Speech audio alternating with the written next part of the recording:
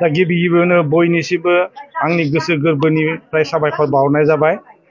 आरो लोगोसे जोंहा बिटिसिनि मानगोनां चिफ बिथां प्रमद बर' बिथांखौ जों साबायखर बावहरनांगोन। मानोना बिथांनि जा नाजानाय बा बिथांनि दा जोंनो गरेस्वर गुदि बर' थुनलाइ आफादनो जा मुंख्लं सुजित नार्जारिनि मुङै जोंनो न' बांखौ लुनो थाखाय गोबां अनसुंथाइ हरनाय जादों। आरो बे लेखायैनो बिथां सारखौ जोंनि गरेस्वर गुदि बर' थुनलाइ आफादनिफ्राय जोङो गिबियावनो साबायखर बावहरनाय थाबाय। दा जोंहा दिनैनि जा हाबाफारि थामहिनबा दिनै जा आफाद लिंनाय जादों बे जादों जा फैगौ 4 जुन खालि जोंनि जेनि मुंख्लं सुजित नार्जारिनि मुङै लुनाय जि न' बां बे न' बांखौ बेखावनाय जागोन। आरो बिखौ बेखावगोन जोंनि चिफ मानगोनां प्रमद बर' सारा।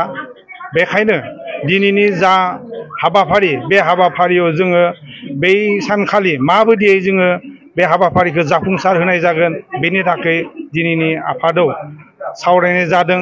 आरो बै सानखालि जोंनि गरेस्वर हालामाव थानाय बयबो मानगोनां रायजो राजा बिथांमोनखौ बिथां सारनि जा हाबाफारि थामहिनबा जा न' बांखौ बेखावनाय जागोन बेयाव बाहागो लाफैनो थाखाय जोंनि गरेस्वर हालामनि मानगोनां रायजो राजा बिथांमोनखौ आं गुरै खावलायहरनाय जादों जे बै सानखालि जाहाथे बयबो रायजो राजा बिथांमोना थि समाव जोंनि बे हाबाफारियाव बाहागो लाफैनो थाखाय बिथांमोननिसिम आं गुरै खावलायहरनाय जाबाय।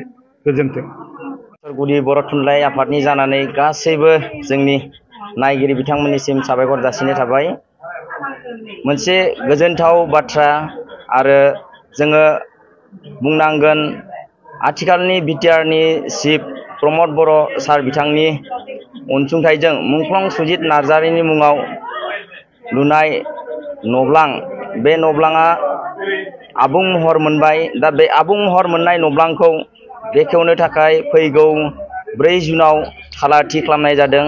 दा फैगौ 4 जुननि बेखेवनाय हाबाफारि दा बे बेखेवनाय हाबाफारिखौ बोरैहाय जोङो आबुङै जाफुंसार होनो हागोन बेखौ सोमोन्दो लाखिनानै दिनै गरेस्वर गुदि बर' थुनलाइ आफादनि हांख्रायनायाव नैबे गरेस्वर गुदि बर' थुनलाइ आफादनि मावखुलियाव गरेस्वर ओनसोलनि सानसुमै मेलेमजिबि आबादारि राजखान्थिगिरि महरगिरि रादाब बुथुमगिरि गासैबो रायजो राजा मोना लोब लोब फैनानै जोंनि सावरायनायखौ जाफुंसार होदों आरो गावबा गावनि बिबुंथिखौ लाखिदों। बेनि थाखाय आङो गरेस्वर हालामनि गासैबो रायजो राजा बिथांमोनखौ साबायखर जासिनाय जादों।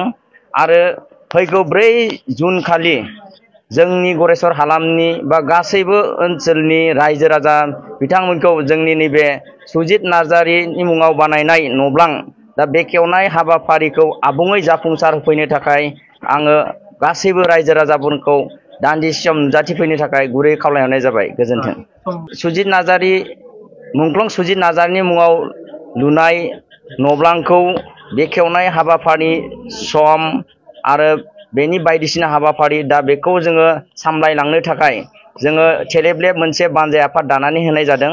दा बे बानजाय आफादा जोंनि फैगौ 4 जुन खालारनि हाबाफारिखौ आबुङै जाफुंसार होनायनि थाखाय हाबाफारि जथायगासिनो दङ।